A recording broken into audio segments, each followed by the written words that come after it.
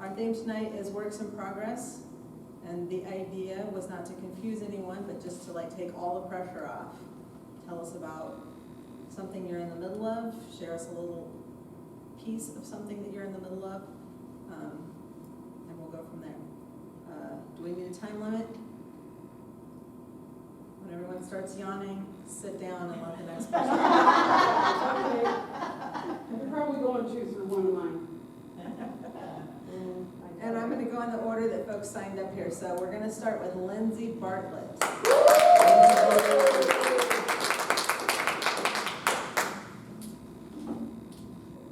Hello. All right, so my name is Lindsey Bartlett, and I'm going to read well, actually it's the beginning and middle of an essay I'm writing, but I don't have the ending yet, so I'm going to leave you all hanging. Actually, not really. But this is something I actually started for the wayfinding, or not the wayfinding, the work issue of 105. And as I progressed further through it, I was like, you know, this is actually going to work better for wayfinding. So I'm saving it for that, but I need to actually, finish the ending. Otherwise, Tracy and Charlotte are going to be like, what the heck? So I'm going to read to you. It doesn't have a title as of yet, but that's okay because this is works in progress. So here we go. Tossing a manila folder down on my advisor's desk, I said the one sentence that was going to change the course of my life. I wanted to switch my major to English. It was spring semester of 2007, my junior year, and school had been in session less than a month. The whole major changing process took a much shorter time than I had expected, and when it was finished, I ran all the way back to Plum Hall and up 4 flights of stairs to the English department, in search of something that at the time I could not have named. For years, going back to when I was a young child, I had wanted to be an elementary school teacher. I had spent a lot of time as a child playing teacher, even though as an only child, I often was teaching imaginary students, or occasionally to Nate, the neighbor kid my mom babysat for. As I got older, my 3rd and 4th grade teachers would have significant influences on my life, and my desire to become an elementary school teacher like them only increased. For the majority of high school, I had wanted to attend K-State for college. However, when my parents sat me down and informed me of the cost, I had to go back to the drawing board. I settled on Emporia State, which at the time was known for its teacher education program, ranked one of the top in the nation. It was also as far away from my hometown as I could get without going out of state. I said what I said. I was so excited for college. High school had not been the best time of my life, and I was ready for a fresh start where nobody knew who I was. However, the first 2 years saw me drowning in a major that was clearly not meant for me. I quickly wearied of all the red tape and hoop jumping that came with being an education major. Not to mention, it would be a miracle of epic proportions if I managed to pass math for the elementary school teacher. I struggled both inwardly and outwardly for several semesters on what to do. I talked with my parents about switching schools and started doing some research. Sometime around my sophomore year of college, I was asked to declare an endorsement area. I decided on English. An endorsement in English meant that upon graduation, I could teach middle school English along with elementary education. While I continued to struggle with my elementary classes, in English courses, I was thriving. One of the first classes I took was Young Adult Literature with Dr. Gary Bleeker. As part of this course, we read numerous young adult books, many of which have stuck with me to this very day. My favorite being Speak by Laurie Halse Anderson. After we finished each book, we had to complete written prompts. Dr. Bleeker would typically ask various students to share their prompts in class after he had graded them. Much to my surprise, I was chosen repeatedly to share. The semester following Young Adult Literature, I took Introduction to Creative Writing with Professor Amy Sage Webb-Plaza. I was certainly not my best self in this class. In a semester where I was taking 5 classes in addition to playing clarinet and wind ensemble, I was exhausted. However, I found a caring mentor in Amy, and the wheels of change were returning. It was those 2 classes and those 2 professors who brought back a love of reading and writing that high school had killed almost to the point of extinction. A proverbial fire had been lit. I was forever changed. By the time I graduated with my Bachelor of Arts in English in 2009, I didn't want to leave. So after a weird and very miserable gap year, I came back for graduate school. It was in graduate school, thanks to a graduate teaching assistantship, that I started teaching writing at the college level. I enjoyed it immensely. At the time, having abandoned my earlier education dreams, I did not expect to make teaching writing at the university level my career, but that is exactly what ended up happening. Thank you.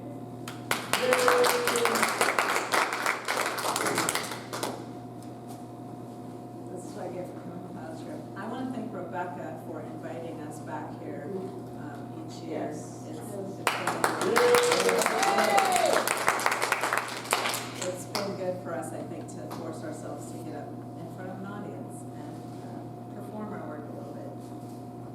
next on our list is Hazel Hart.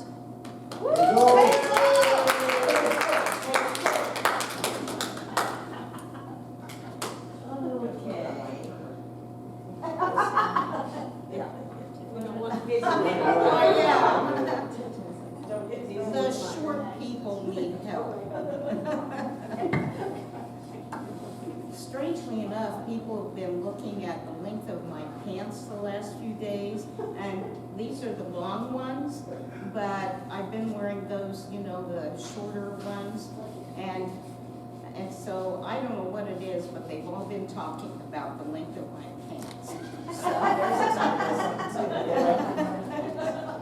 all right, well, my name's Hazel Hart, and I'm a short person, and in August I published a book called Reputation, which is the 4th book in the Hannah True series, and so now I've started the 5th book, and I've given it the working title of Revelations. I'm not sure what I'm going to reveal yet, but that's the working title. This particular section is from Hannah's point of view, and it takes place in New York City on July 10, 1863. It had been 2.5 years since I had stood in front of Aunt Gertrude's door waiting to be let in. Hopefully, my widow's weeds and gray wig made a good enough disguise that whoever answered my knock would not recognize me. Of course, it was foolish to think that anyone from the lunatic asylum would be looking for me after all this time, but if a servant on the current staff were not reliable, that person might report me to the authorities. I raised the knocker, struck the brass plate, and held my breath as I waited for someone to answer. Soon, the knob turned, the door opened, and Callie stood before me. I wondered what had happened to Roger, who had been the new butler the last time I was here. Yes, Callie said. How can I help you? I'd like to see Mrs. Oakes, please. I have a message for her. Scanning my black attire, her eyes widened. Has someone close to her passed away? Surely not Ambrose. My nephew Ambrose and his family had been living with Aunt Gertrude. At the beginning of the war, he had immediately enlisted in the Union Army. No one in the family has passed away, I hastened to assure her. Callie's eyes narrowed and she looked me up and down once more. Should I say Miss Hannah True is calling? I sighed. Yes, Callie, you should. She stood back so I could enter. You sure went gray fast, she observed. It's a wig. I hoped not to be recognized since I'm an asylum escapee. Callie chuckled and motioned toward a door leading off the hallway. Your aunt is in the parlor. She hurt her leg in a fall, so she likely won't stand to greet you. Callie opened the door to the parlor, and I followed her. As we entered, Aunt Gertrude looked up from her newspaper. Who's that with you, Callie? She asked. Have a look for yourself and see if you can guess. Aunt Gertrude frowned. I should think you would be more formal in the presence of a stranger, particularly one who is in mourning. I came forward and extended my hand. Hello, I said. Her eyes lit up and a smile of recognition spread across her face. Hannah, you've gone gray at so young an age. It's a wig. I bent to kiss her cheek. It's supposed to be a disguise, although it doesn't seem to be a very effective one. She tilted her head. What are you doing here, and in widow's weeds? Checking up on you, I replied, wearing a disguise, as I said. Then you must be solving some crime. Callie, bring us some tea while Hannah tells me what sort of law is being broken and how she expects to locate the scoundrel. Callie left us, and Aunt Gertrude leaned forward, her face tilted up so that her worried eyes fixed on mine. How dangerous is this case? I don't know, but secrecy is important. I took a seat on the chair to the right of hers. Had you heard of the False Claims Act that was passed in March? Yes, I read about it in the Tribune. It was something about stopping all the fraud going on with false goods being sold to the Army and rewards to citizens who could prove who is substituting junk for our needed supplies. Yes, I said, kegs of whiskey meant to ease the pain of our wounded soldiers during horrific surgeries are being switched for water. Bags of flour leave the mill and end up being bags of sawdust when they arrive. Those are two of the examples of the fraud being committed, or maybe it is theft. That somewhere between the source and the truth, someone is switching the goods. The reward is large enough, and the crime against our soldiers serious enough, that Vance has committed us to finding the thieves and fraudsters. It sounds dangerous. Aunt Gertrude leaned back in her chair and closed her eyes. When she opened them, there were tears in the corner. I was so worried about losing you. After Josiah, her voice drifted off. She removed a handkerchief from her pocket and wiped away tears. You are all in such danger, she said. Ambrose is in the Union Army, and Cordelia's put on her male attire and is driving her photography wagon, following troops to the battlefield to get photos from Matthew Brady and Darcy Haynes. And now you are going after men who must be making fortunes through their fraudulent activities, something they are likely to kill for. And what about your nieces in Missouri? How will they react if you die in your search? With my aunt's fear so heavy on her heart, I could not tell her about Lucy, who had dressed as a soldier and joined Jake, the man she loved, on the battlefield. Instead, I changed the subject. What happened to Roger? I was expecting him to answer my knock. A weak smile crossed Aunt Gertrude's lips. The war. They will be drawing names for the draft tomorrow, and Roger has gone into hiding. I held my breath for a moment as this bit of alarming news sank in. After exhaling, I said, so Ambrose has gone off to war, and Roger is avoiding it. Who is left to protect you? We shall protect ourselves. And there's Evan, of course. The stable boy who delivers messages. He's hardly more than a child. He's 15, almost old enough to go to war himself. Susan entered the room with her 2 sons. When she saw me, or should I say my clothes, a combination of curiosity and fear crossed her face. I realized then that widow's weeds were a poor disguise for the present company. I was alarming everyone. It's all right, Susan, I said. Everyone we love is well. She studied me. Hannah? Yes. She set Caleb on the floor and stepped forward, arms extended. I rose from my seat and we hugged. She released me and asked, what are you doing here? Not wanting to entangle her in my current case, I said, to visit with all of you. I had heard from Ambrose that Aunt Gertrude had fallen more than once. I felt that I needed to check on her. I paused to smile at my aunt. I see she is doing well under your care. How long will you be staying? Aunt Gertrude asked. Perhaps a day or so. I have people I must talk to. It depends on their availability. I'll let Cook know to prepare for a guest, Susan said. Come, boys, let's go to the kitchen. She gave each boy a hand and led them from the room. Along with Aunt Gertrude, I sat down. I need your help.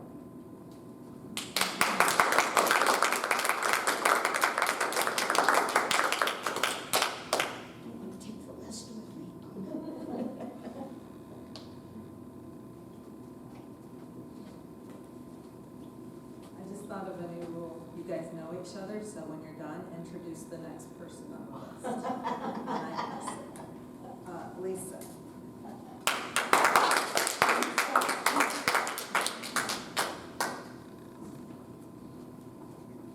I'm only moderately short. All right. Works in progress. As most of you know, I'm usually or predominantly a songwriter, but I also write poetry, and I'm actually working, I think, toward a manuscript. And so I did some poetry sketches over this summer. A few of you heard these in Topeka. And then I think I'll share one that I literally just drafted yesterday. So it truly is a work in progress. This first poem is called The Night Watchman. The night watchman of my heart asks why I'm up so late, asks why I open so freely, tells me how prudent it would be to keep under lock and key all that I desire. The night watchman of my heart warns me that nothing good can come from giving, advises me to hasten back to the dark cell and lock the gate behind me. The night watchman taps his billy stick against his palm, tries to block the hall, repeats his plea to remain closed. I nod and walk past unheeding.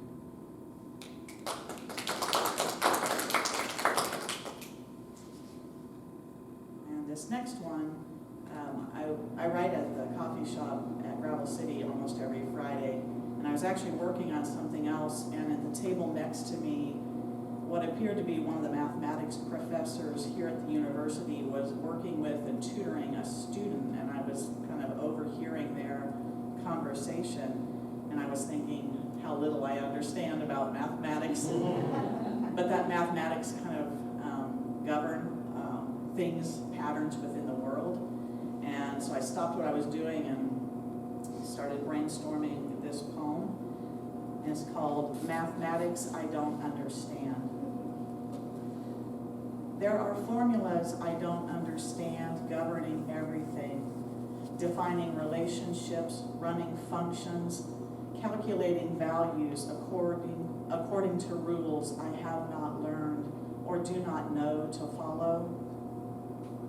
How can I navigate the circumference of these feelings I feel multiplying, not knowing the sum power they hold, or when I will be stationed at the blackboard, facing a problem with only a small nub of chalk?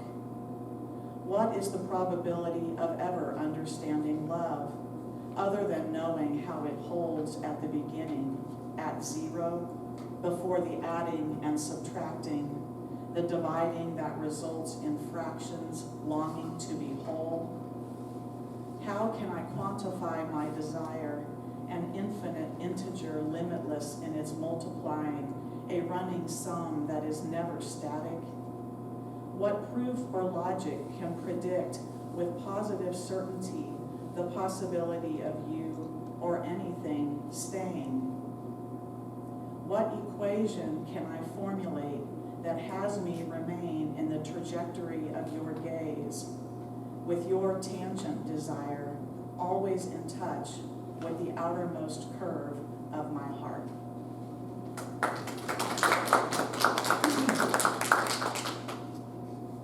And I've gone to a lot of writing retreats this past year, and over the summer I was at one in Colorado, and we were talking about place, and everybody was reminiscing and kind of pining for places and memories from their past, and I was making notes of my own, and then I thought, well, I wonder if the places that I miss or the things that I miss ever miss me. So I twisted it, and this poem is, Are There Things That Miss Me? Does the concrete patio of my childhood home miss the warmth of my back relaxing against it? Do the lilacs along the edge of the yard miss my fragrance each spring? Are there stars waiting to gaze into my eyes? Do the small town sidewalks listen each evening for my approaching footsteps all these decades later? Do the honeysuckle blossoms along the Metro Park Trail miss my nose pausing at their petals for a moment amidst all the movement? Do the stained walls of the Blues Club, closed now for years, replay like some endless reel the sight of my lover and me dancing so close no sadness could get in? Is there an old song waiting for my voice to sing it? And what about all the coffee shops, library nooks, and restaurant booths? Do their clean tabletops wait for the weight of my notebook upon them? What hands miss the softness of my skin? Whose voice still calls my name?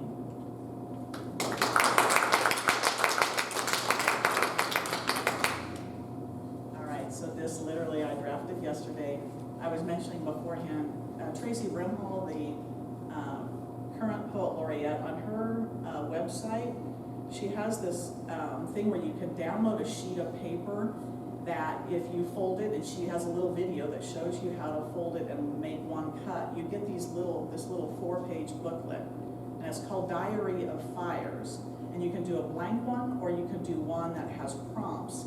And this one has 6 little questions, because she thinks that oftentimes poems that are waiting to be written are actually answers to questions, perhaps, where there's a question involved. And I'm not going to tell you what the questions were, but there are 6 of them, and the stanzas of this brand new draft answer each of the questions. And I just took her title of Diary of Fires. Fire's other name is desire, wanting that won't stop, yearning that won't yield. I have worn its fiery sign emblazoned upon my chest, scarlet letter upon my heart, at once both emblem and target. Fire needs no adjectives, its heat self-evident, its power complete and self-contained, and yet it spreads a pool of hot breath, gasping as it grasps for new kindling. And what if it can find none? Ashes ache for flames gone out, crimson maple leaf fallen from branch, glowing dome of sunset slipping into dusk. It aches for a container to contain the tender remnants, fragile now as dust. I have built too many fires to count. Some still burn, ablaze again like trick birthday candles that won't go out. Smoke's favorite game is deception. Blur the view, call up tears from hidden aquifers, cloud the clear path, leaving love to flounder in fog, both dreamy and desolate. Fire comes alive by rubbing together 2 sticks known as lack and want.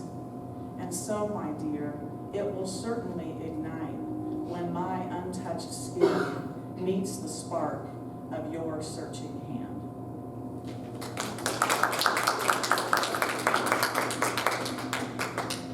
That concludes my portion. I am happy to introduce former Emporian, now Topeka, Curtis Becker.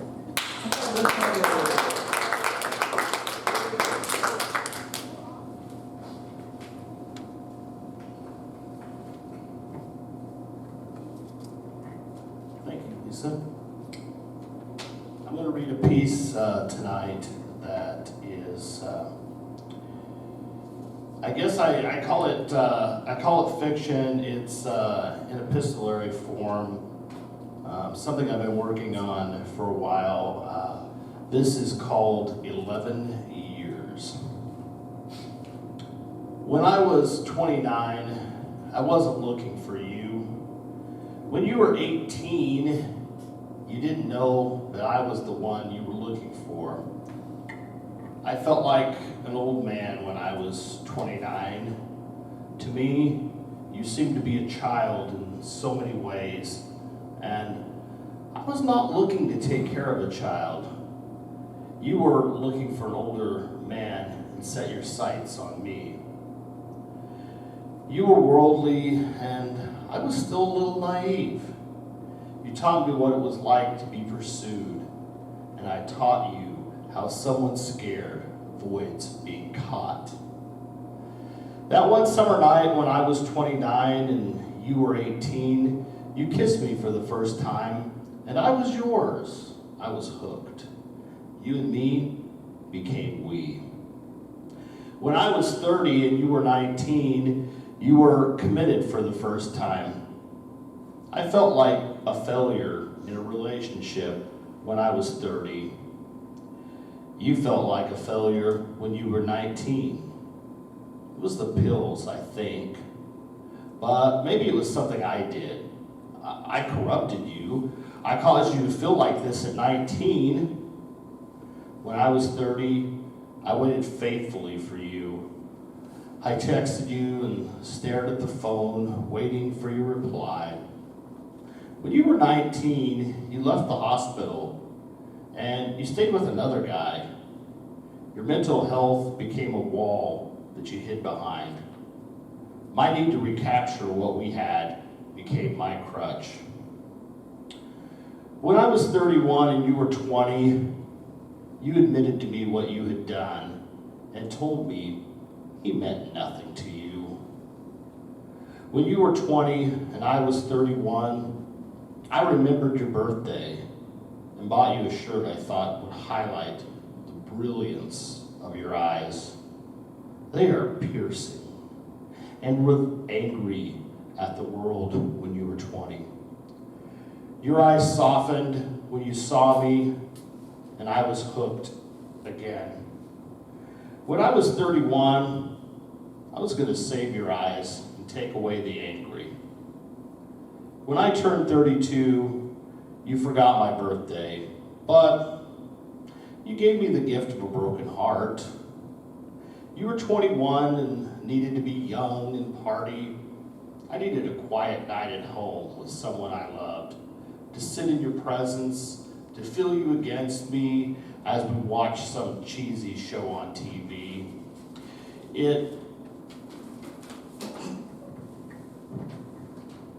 Nothing like breaking the mood by doing that. It was the best gift. I'm gonna get my paper over here. It was the best gift I was given that year because it taught me that I needed to move on. You told me that I could do better than you when you called things off. I was 32 that night and you were gone.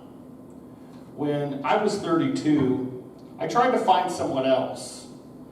There was a long line of possible replacements, but they were just 31, 28, 33, 27. None were 21 and none were you. When I was still 32, I decided to get a dog. He and I sat on the couch. I was in his presence and felt him against me as we watched some cheesy show on TV. We went for walks and became best friends. He kept my house from being quiet and had eyes that looked at me like yours did. When you were 21, I don't know what you did. And I really don't want to know because I think it would hurt me even more. When you were 22 and I was 33, I had moved on. My dog and I were happy, and then you called. When you were 22, you missed me. I missed you. You had moved across the country for some guy who wasn't treating you well. Did I want you back? Of course I did. When I was 33, I should have admitted that I loved when you adored me and wanted me to save you. When you were 22, you wanted money so you could get away and move back here where your family was and where I am. When I was 33 and you were 22, I sent you money to get away. You came home and stayed with your sister. I saw you once. When I was 33, I learned what it was like to spend so much money on one date where I was in your presence and felt you against me as we watched some cheesy show on TV. Your eyes were no longer angry. They were sad. I wanted to fix that. On your 23rd birthday, your sister told me that you had moved across the country for another guy who wasn't treating you well. I told my dog we were done, but he didn't believe me.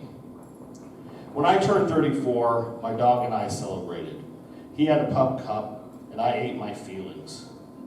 We ended the night watching something cheesy on TV with his warm body against mine, with me missing your sad eyes. That year that I was 34 and you were 23, I bought a house and moved out of the one I was renting. I built a fence for my dog and wondered if you were making poor decisions again. How sad are your eyes now? When you were 24 and I was 35, you got a tattoo on your forearm. I didn't see it that year, but eventually I would hate it. Why would you do something like that to your beautiful body? I would learn to deal with that during another year. When I was 35, I had to learn to deal with cancer. My dog's cancer was aggressive, and I spent a lot of money trying to keep my best friend alive. It didn't matter. When I was 35 and you were 24, I mourned for my pup and the short life he had. I got a promotion at work and I bought a flashy car. When you were 25 and I was 36, I saw your tattoo for the first time. You were back living with your sister. We had coffee and I tried to accept that my feeling on the tattoo was not the same as other people. I tried to love it because you loved it, but it seemed like a nasty blemish. We had coffee several times when I was 36 and you were 25. You hugged me when I told you about my dog. Your eyes were sadder than mine, were thinking about the loss of my best friend. When I was 36, I wondered what your 25-year-old eyes had seen since you turned 18. How can eyes be this sad? When I was 36 and you were 25, I asked you if you would still want to live with me instead of your sister. You told me you were no good and you would only hurt me. You told me to find someone else. You wanted me to be happy, you said. When you were 25, you disappeared again without me being able to show you how much I could love you. When I was 37, 38, and 39, you were 26, 27, and 28. You were gone, and I thought it was for good this time. I bought plants, and I worked on my house. I changed the landscaping, and I painted the trim. I installed a fire pit and a hot tub. When I was 38, I lost my dad, but you never knew him. We were just us and really didn't know much about our families. I attended the funeral alone and cried a lot that year that I lost my dad. I dated some after that, but nobody was you. I bought a flashier car and wished you were able to sit next to me. When I was 39, I found out from your sister that she was not really your biological sister. She was just a friend who had the honorary title. She said I was the best thing to happen to you. I doubted her. When I turned 40, I felt exceptionally old. You were 29, the age I was when we started. You remembered my birthday and called me. I was happy to hear from you. And when I was 40 and you were 29, you told me that the guy you were with 350 miles away was abusive. You wanted to come and stay with me. You said you would be all mine. You offered to stay in my basement with the sole purpose of making me happy. You cried and begged. I wondered how sad your eyes were. I missed them a lot. When I turned 40 and you were 29, I told you no. It wasn't a good idea for either of us. Finally, I was free.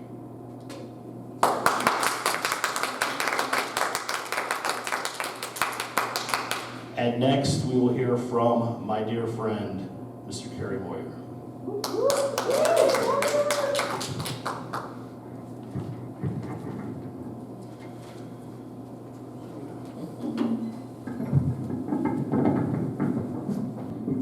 Hey. Hey. So these are like off my phone, literally docs, works in progress. I'm just gonna. I've got several, but they're all short. They're not done. So this is life off camera. Was my smile right? Is a light catching my essence? And why would anybody care? I want to look more of my life without recording it. I want to live more of my life without the thought that I feel compelled to type it all out for everybody to see. And this is 2025. This thought that several years before all this noise, before we were tethered, plugged in, lost. So I was at a wedding in Melbourne, and I went. There was a room with the with the trophy cases, this whole high school, right? So I just started looking at the trophies, and I saw this trophy case and a trophy. Anyway, 1956, the date on a trophy from 16 years before I was born. The picture of young smiling faces framed behind the glass, the brass trophy placed beside it, and those youth are frozen there. While the men that hold those memories have them in color, their wrinkles are somewhere far from the dust of memories here with me. Far from them, far from then. This is ode to my spider plant. I went to Oklahoma one summer, and my mother didn't water my spider plant, and it died. I came home to find it, and it's something that even now I think about every now and then. Ode to spider. I watered you for 2 years as a child. After school, I filled the cup, take away your dead parts, and there was a small joy I took from keeping a thing alive. A summer in Oklahoma saw your days pass uncared for, no water or pruning. In August, I came home to find you shriveled, brown, and dead. I shed tears of water that you could have used 2 months prior, and took your remains to the yard with the dirt and the grass, as plants and trees looked on, nature looking on at my failure.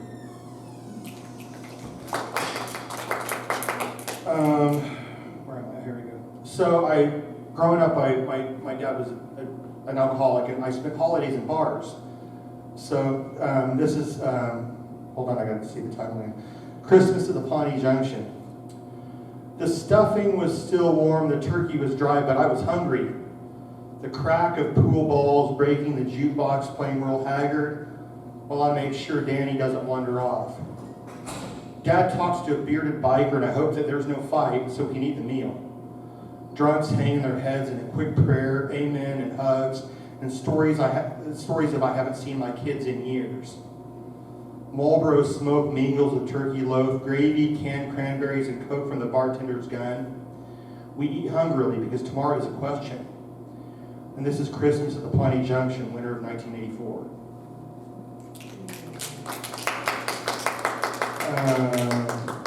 There we go. So this is just literally Friday night reflections. I was thinking about things on a Friday.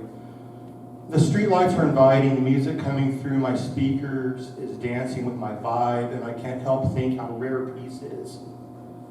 Right now in this space, our world, I hold my steering wheel with the road in front of me, my life in front of me, more color and joy in it tonight than for a long while, and I smile, and I smile.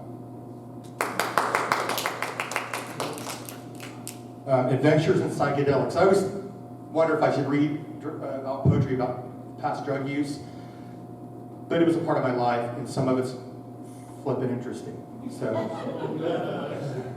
So Adventures in Psychedelics. I bought an antique lamp while walking with bloody feet, tripping on acid. I was swallowed by a recliner on peyote. I saw a sidewalk turn to water, almost punched the doorman in the replay lounge after eating a 1/4 ounce of mushrooms, and I swam home on a liquid sidewalk. 2 more and I'm done. They're fast. What was this one called? Crap. My City in Mid-September. Again, these are all first drafts, so I got work to do on them. Commercial Street yawns itself awake, sparse cars parked in front of businesses. The coffee shop in its 700 block has a line starting for the baristas to serve, while the machines start steaming, brewing while we wait. Outside, the sidewalks are less busy, like they have taken a cue from the trees, starting to drop leaves, proclaiming a season of cooler weather. Autumn's colors dressing the ground, the streets. And the last one I'm going to read is called Progressive. Somebody told me you should never read out political things because it can divide your audience. Don't care, in a way. I am progressing on bloody knees with my red-blooded kettle-drum heart, 1 bloody inch at a time in a country currently wrapped in razor-wired injustice. I am raging against regression, raging against the red elephant that takes a hammer in its trunk, smashes us with its hate, its belligerent ignorance. I am hope, people holding hands linked together Our collective match struck and we are lit. A bonfire burning bright in this dark night we find ourselves in. We spit in the eye of authority that would arrest our progress wearing their masks as we ask for justice for human progress. No regression, their transgressions on film, on phones, in our hearts, where we will remember, damn right we will remember, while we march, making progress, one deliberate deliberation, one bold declaration at a time. Thank you.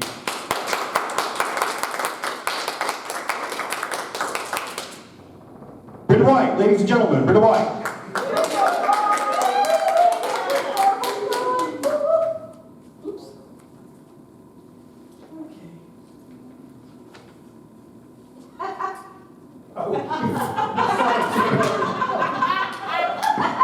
I was so irresponsible. I apologize.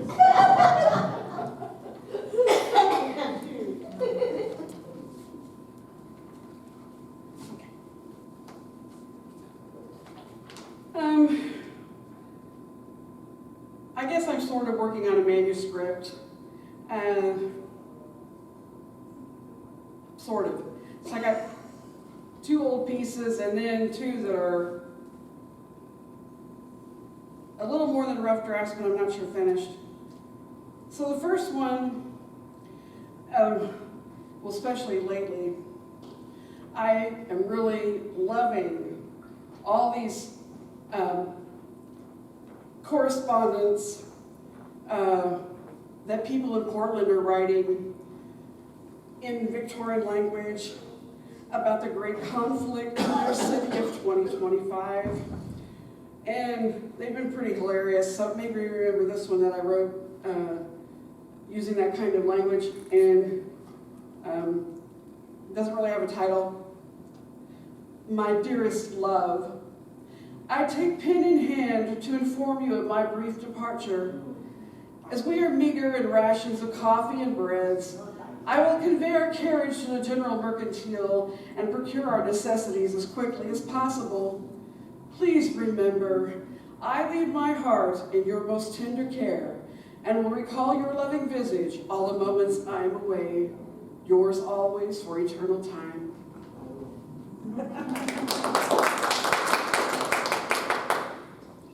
You really ought to look up some of the things that people have written about Portland's occupation. It's pretty funny. This next poem, I wrote it last year on Halloween, and I thought, well, it's October, I might as well dig it out. So this is Halloween 2023. I am at a table attempting a poem without candles or jack-o'-lanterns, tarot or candy. I'm not even in costume. Instead, I study the simian lines across both my palms, marking intellect and passion inextricably intertwined. What does it mean? This cosmic map etched in flesh, my heart and head more conjoined than Siamese twins. The trick is on me then, a restless spirit encased in a bag of skin. On a night of thinning veils, I am perched on a crossroad of dimensional planes between corporeal and ethereal, reason and romance. How do I discern a path forward? If only it were easy as passing door to door in supplication with an open bag, dreaming on the promise of something sweet.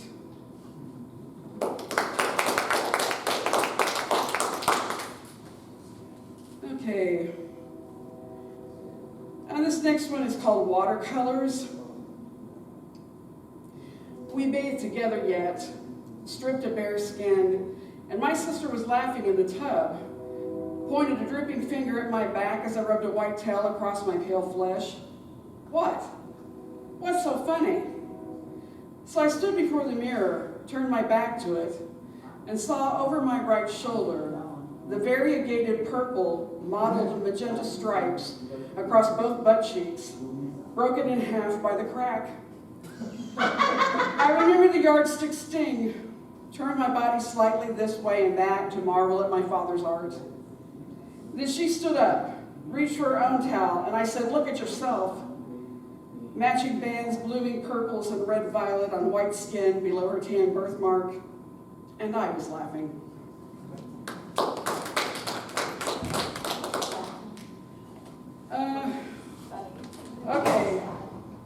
y'all are going to be asking for, yawning and saying stop, stop, and somebody will get a cane and pull me off the stage.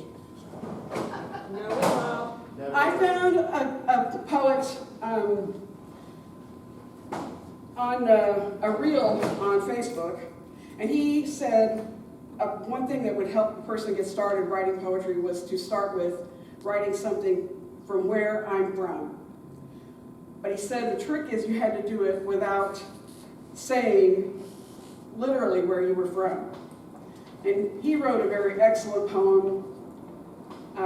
I should have brought it and read his first. So I started writing mine, and I'm 64. He was 20-something. So his is a lot shorter. Okay. Where I'm from rednecks and blue collars. I'm from hayfields with rain coming in, oceans of undulating green wheat, and a factory building across the street from my house. I'm from wading in creeks, chasing minnows, riffles bubbling around my ankles. I'm from dropping pebbles into the city water meter to hear them splash. I'm from my father's dyslexia, my mother's OCD, and my ADHD. I'm from Baptist Bible School and Methodist funerals, gladiola sprays behind the casket. I'm from depths of depression that started in 4th grade. I'm from hour-long bus rides home from school, all-state choir concerts and vocal solo recitals, senior skip day. I'm from curls of blue metal stuck in bare feet, shaved off mill machine parts. I'm from 6 years of opera training, and I'm never coming back, ever. I'm from get a job, get a job, get a job. I'm from you're not making standard on this line. I'm from we put you in the wrong job. Take the security guard job and trek through a dark plant by yourself for $3.35. I'm from a stone house straddling section lines on stolen land. I'm from attempted suicide in a trailer house, completed in a barn. I'm from back to school and a 7-year bachelor degree. I'm from generational gallbladder surgeries and a student loan. I'm from you're no teacher, here grade these papers. I'm back at the factory, and how can a body hurt this bad and not be dead? I'm from carpal tunnel in both hands. I'm from multiple shoulder surgeries. I'm from we sold the company, your benefits are gone, and we're bankrupt.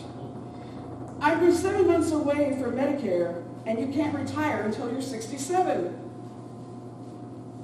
I'm still unbelievably here, and I don't know why.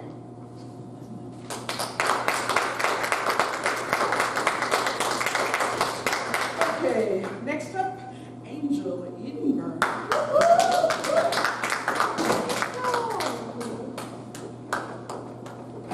By the way, I have a pair of those pants too.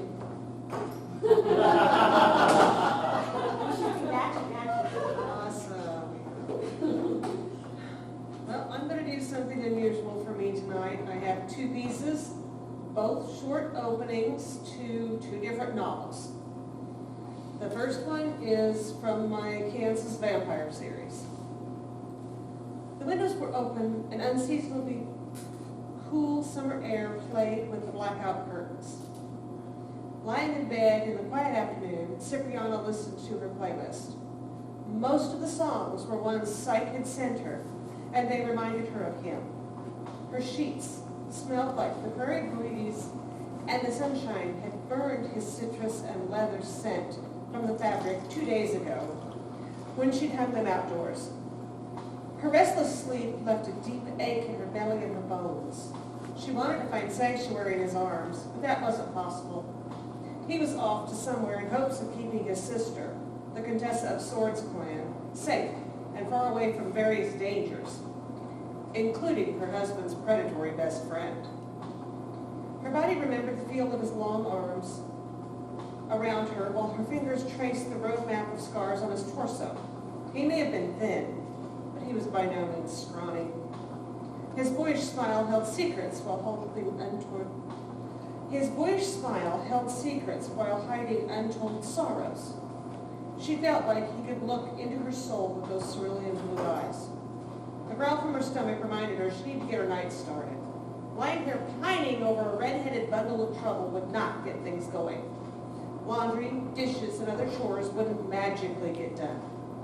Nightfall may be another hour away, but she could get a few things finished before dark. A small covey of quail called to each other, their voices floating through the open windows. Their calls of Bob White and their songs of the different birds were comforting and let her know all was well outside. Cicadas in the ash trees were trying to outshout the neighbor's elderly gas-powered mower with some success. That didn't make for a successful return to sleep. Defeated, she got out of bed. On her way to the bathroom, she turned on the food warmer. Once her mousy brown hair was contained in a braid, she splashed water on her face and ignored the bags beneath her coffee-colored eyes. She'd been approximately 35 years old when she'd been turned by her sire, Roman. And tonight, she felt and looked like it. Trying not to focus on that, she finished her ablutions and dressed.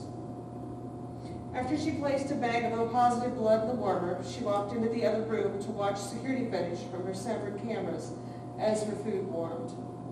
The parts for her 1988 Camaro she was working on had been left inside the back fence by the delivery driver. The trash service had emptied her green wheeled bin, and her neighbor, the postman, left her mail in the box by the main highway at the edge of her private road. If she were lucky, the shipment of vintage glass check beads she'd ordered weeks ago was waiting there. Hopefully, tonight would be as boring. She placed her laptop on the kitchen table and allowed it to update while she chose a coffee cup. Her thoughts wandered back to her lover and the first few times they'd met. That night, all those months ago, in Kansas City, after her belly dance performance in the Arts Bar in Westport, wasn't the first time she'd seen him. It was the first time he'd spoken to her. Their paths had crossed at a few vampire events, but they hadn't interacted. When he'd knocked on her car window and asked her out, she hadn't believed it. A guy like him didn't date women like her, but they were dating. She smoothed the wrinkles out of her t-shirt, advertising the local arts council before checking on her breakfast.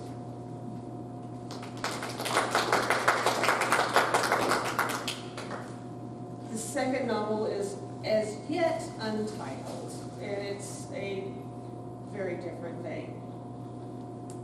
Grumbling at my insomnia for the third time tonight, I half-heartedly punched my pillow in an attempt to fluff it. The coyote pups were off in search of someone else to serenade, leaving my modular home at acreage in peace. That should have been enough for me to fall into blissful sleep, but it was not to be. The harsh tones of my ringtone jangled from somewhere beneath my bed. I answered the phone without looking at the caller ID. I don't want it. I don't need it. The answer is no. You don't know what I want. I recognize that smooth tenor tinged with amusement. Doesn't matter. Anything you're involved in is trouble spelled with a capital T. That's harsh. I let out a slow breath before I spoke. I don't want to end up in whatever it is you've got yourself into. Hold that thought. He hung up. The sound of a big bore four-stroke motorcycle engine echoed down my driveway.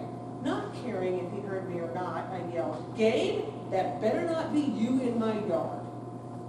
He shut off the engine. "Don't shoot. I just got my windshield fixed last week."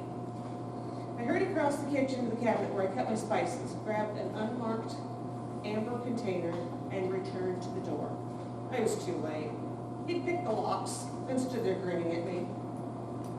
"Told you needed to change them." He was as tall as I remembered. There were a few more lines around his eyes and a dusting of gray in his hair and his close-cropped beard. Custom black motorcycle chaps and jacket fit his stocky frame well. I dropped my phone on the counter and grabbed a handful of the salt before drawing a line on the floor between us. "Get out of my house." He pointed at the thin white barrier. "Really? You think that's going to work?" I answered him by extending it from the counter to the double doors that hid my washer and dryer. "I can try." He stood for for several of my rapid heartbeats staring. Let me explain. Upending the container, I poured more of the crystals into my palm. I mean it. If you meant it, you'd have. I flung the salt at his head. Unfortunately, he was faster and stronger than I was. My weapon of choice hit the door and skidded across the floor. You night-stalking, walking phallus. He stepped around the salt barrier where he didn't reach the cabinets. His minty breath tickled my ear. The proper name for what I am is an incubus.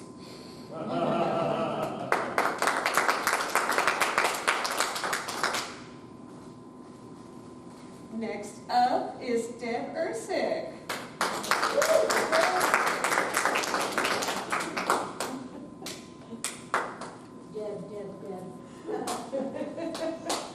Deb coached volleyball last night and should not have participated. I got a wonky knee. Okay. So, first I was just going to mention a few of the things that I'm working on right now. I've fallen in love with Japanese forms of poetry. And that is because of one of the poetry things I went to at our retreat, the first retreat. And I'm going to read a couple of those first. I should probably raise that up, shouldn't I? Can you hear the ticket? Yeah. Can you hear me okay? Yeah. Okay. Glasses might help. Morning dance. These are haikus. Cottontails frolic, turtle doves provide the mood, songbirds add the charm. Make time to listen. You will not live forever, and the wind is music. Even in the mundane, there's rhythm in the rain, creating poetry. And these, some of you have heard before. And this is a senru haiku. The other normal, just haikus are usually about nature, and the senru haikus are more about social behaviors or something like that. Hero surrounded by big wolves in sheep's clothing, power, greed, cunning. Ruse of diplomacy, pungent smell of cowardice, smug oligarchy. The world's richest man, 38 billion profits, conflict of interest. Make America great. Just sacrifice your freedoms. Give the wolf a crown.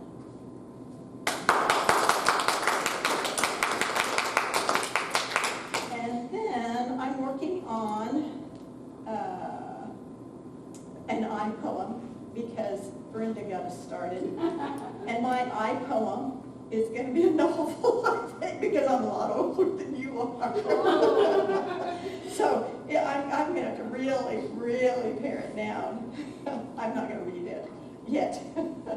And I'm also working with Hazel on our story of Zephy, and we'll have more on that later. And when I was in Amy Sage Oz's class, I did a short story from a prompt that when I was on, what was the name of that? Anyway, it was a writing program, and that's how I got started back in writing when I still had my salon. And so I wrote this short little thing, and then I made it into a short story for Amy, and she told me it needed to be a novel, so I'm still working on that. Anyway, I'm going to read you just the very beginning of it. It's called Promise and Possibility, or Possibility and Promise. I think I turned that around in my title. Amy's pulse pounds in her ears, heart racing, mind screaming. What do you expect to find? Why are you here? What difference will it make? Circling the cemetery one more time, Amy's heart lurches in her chest. and the fear of what she might find rises in her throat. I can't go in there. He's lying in this cemetery that they have the audacity to call a churchyard. How can a man who fathered a child and just walked away be buried in a churchyard? Amy railed at God in her rattle-trap motor car. The summer heat was warming the vinyl, and she could almost see the oil vaporize in the hot, heavy air. Why did I drive here when I knew there was nothing more than a grave? Carlton. At least I have a last name. She hoped to find relatives nearby, someone that would make her feel connected, that she had ties to family. Amy knew she was left with the nuns at the Sisters of St. Joseph when she was about 4. A Bobby had taken her to the nuns because he found her stealing fruit from the market. She was dirty, cold, and hungry, and had not spoken a word. He kept asking her what her name was, but she just looked at him with her big brown eyes booing. The nuns had asked her where he found her, and he said Vine Street. After searching for a relative or someone who might know something, the nuns were resigned to raising Amy themselves, naming her Amy Vine. I'm named after a frickin' street, for pity's sake. Amy jerked the car at the curb, putting her head in her hands. The curls around her face were damp from the heat and stuck in ringlets to her cheek. Frustrated, she almost allowed the luxury of a few tears, but could hear Sister Catherine. Feeling sorry for yourself, never got a thing done. Get up and find a way to be productive. You are part of God's family, Amy Jane, and that is all the family any of us needs. Sister was wrong. I need to know more. I need to know why my hair is brown, my nose is upturned, and why I can't eat bananas without getting an itchy throat. Or if I have a brother. I need to know somewhere someone has a mouth just like mine, or walks with their feet turned out, or sings a little off key. I need to know. Amy looked around. She had the glass down and was talking out loud. All she needed was for someone to think she was a loony on the loose. The breeze barely came through the window, and she knew she had to either get out and get on with it or go back to Dover and admit that it was all a wild goose chase. A letter from London had arrived at St. Joseph's 2 weeks ago, and Sister Catherine had forwarded it with a note. We will be praying that you have a safe journey and you find some peace with the knowledge that you discover. The solicitor stated that Amy owned a house in London due to the death of James Carlton and nothing else. All those years living in a convent, wondering if anyone knew or cared about her, and he had known all along where she was, but didn't care enough to even let her know he existed. Hang him at his house was her first thought, but then she started daydreaming about aunts and uncles and the possibility of a connection in family. So here she was, the aged iron gate creaked a bit as the arid wind pushed it a little. Birds were singing, and people passed like it was just an ordinary day. Amy opened the car door and set one foot on the steaming asphalt.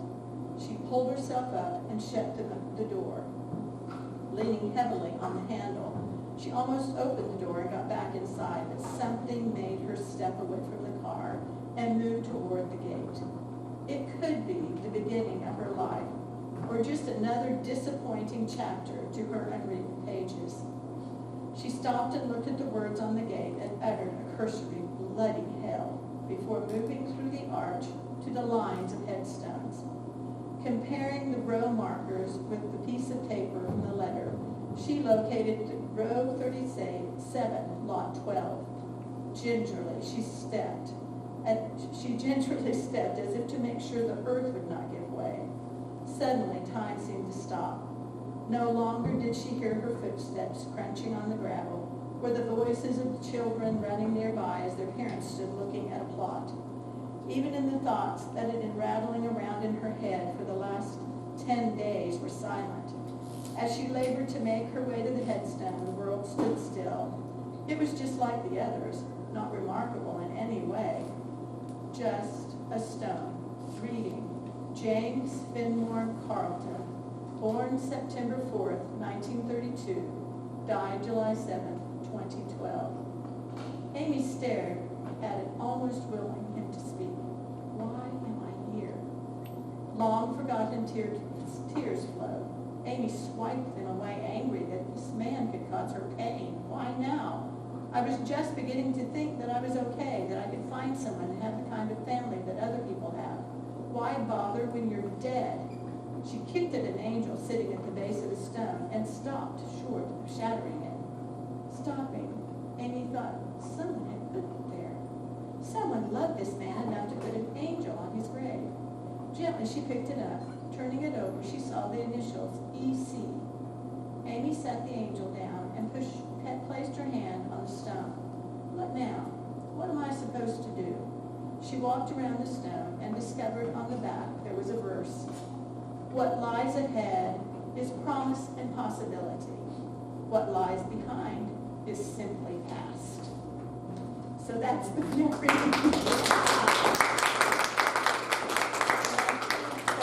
Some of that is going to change because I've done some research and I'm going to kind of place her on the East End so that I can include, I don't know if any of you have ever read about the East End kids, and they saved a lot of people during when they were bombing the fort, and those kids went in and pulled them out of fires and stuff. And then when they finally had the opportunity to be recognized, they went over this whole group of, men, and they were dirty, and, they were still street kids. And one of them had made a smart remark to them, and they never got the reward that they were going to give them because they were still just street kids. And so they got upset with them. But eventually, their story came to light. There's a statue now, I think, there. And I think there was a movie called East End Kids. I haven't watched it yet. Thank you. No? Tracy. Let's take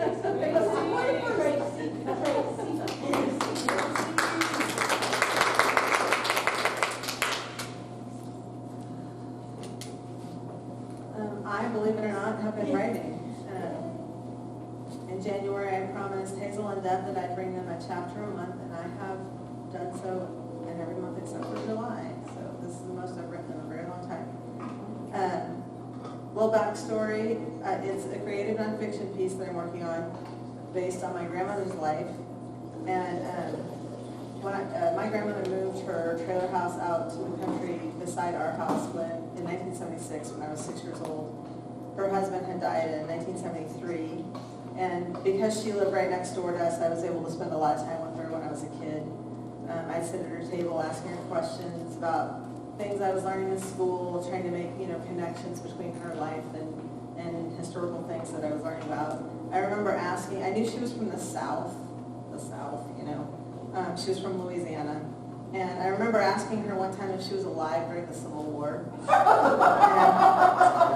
And she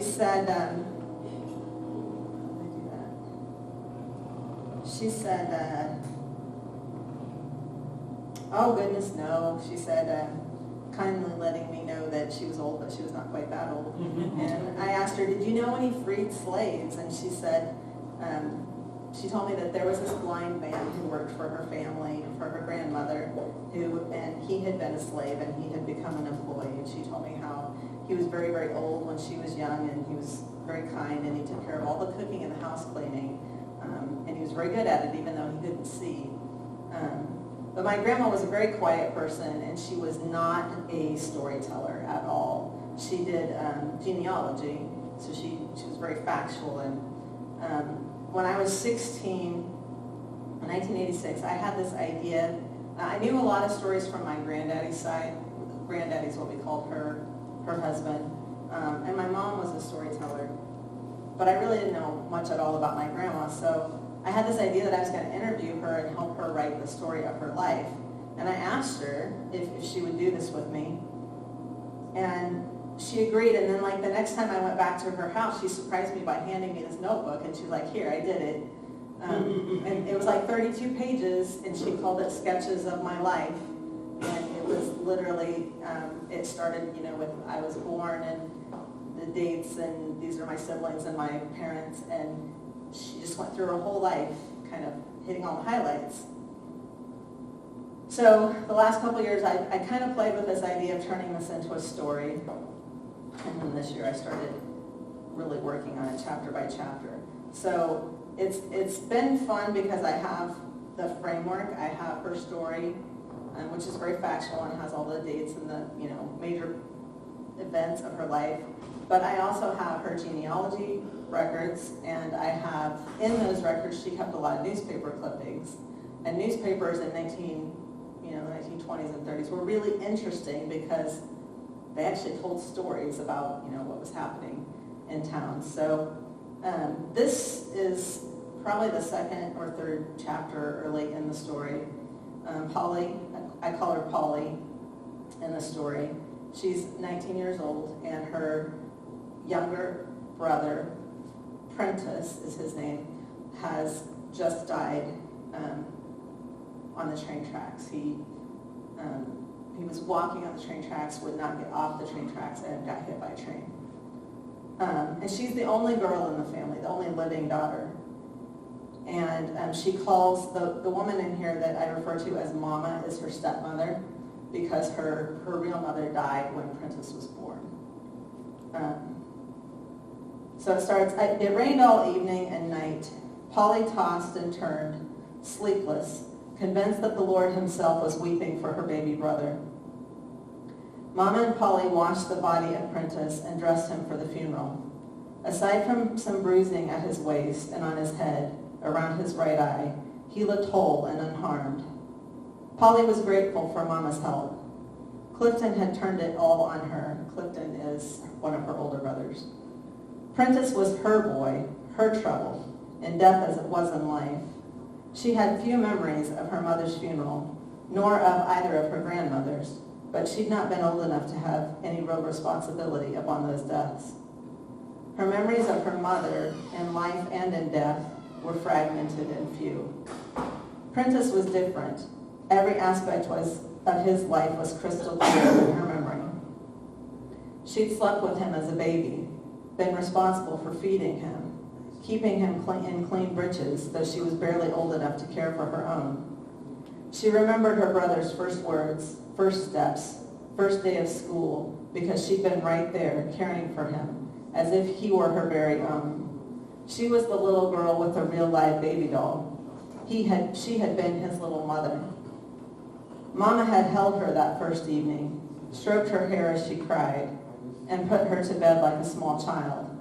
But this morning, when Clifton and Hope and Herbert brought their brother's body home, Mama had gently knuckled Polly's chin, a sign that meant straighten up and put your smile on. Polly did so, best she could. When the body was ready, Mama called the boys to move Prentice into the pine box, which they situated in the center of the room, so that guests could pay their respects. The rain had continued, unabated, all day long. In the afternoon, Daddy came home and announced that Prentice would be moved to Howard Merck's house in town. The roads were too muddy for folks to travel to the Sorry farm. Hope hitched the horse to the wagon, and the boys, Hope is one of the brothers too, and the boys moved the pine box to the bed. Polly huddled next to it, sheltering herself from the rain as best she could, with a coat that had belonged to Prentice. She and the coat were soaked by the time they had reached the Merck house. Kind Mrs. Merck had gathered Polly in her arms, taking her into the house where she dried her hair and gave her dry clothes of her own to wear before the mourners began to arrive. The Merck house was big and grand compared to the Sorry place. Polly stationed herself in the kitchen, feeling like the help, pouring cups of tea and plating sandwiches and sweets that had been provided by the women from the Rayville Christian Church. She watched from the doorway as Clifton and Hope and Herbert greeted neighbors and friends, accepting their condolences. Daddy sat on the davenport a mere few feet away from his son's body, the fourth child he would see to the grave. He said little, gave an occasional nod when someone tried to engage him directly. Mrs. Merck shuttled the tea and treats to and from the sitting room. Mama, exhausted and in pain from the strain of the day, had stayed home. Polly couldn't bring herself to face the guests. Prentice had told Herbert that he was leaving Rayville. Polly couldn't imagine that dying by train was what Prentice had intended, but the act of leaving Rayville was now firmly engraved in her mind. I'm leaving Rayville too, she said out loud to the empty kitchen. Come hell or high water, I'm going to get out of here.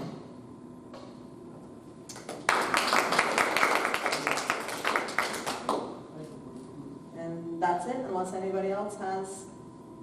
Michelle? Nope, I didn't bring anything tonight. No? No. Any of our guests want to read? All right, this was fun. Thank you.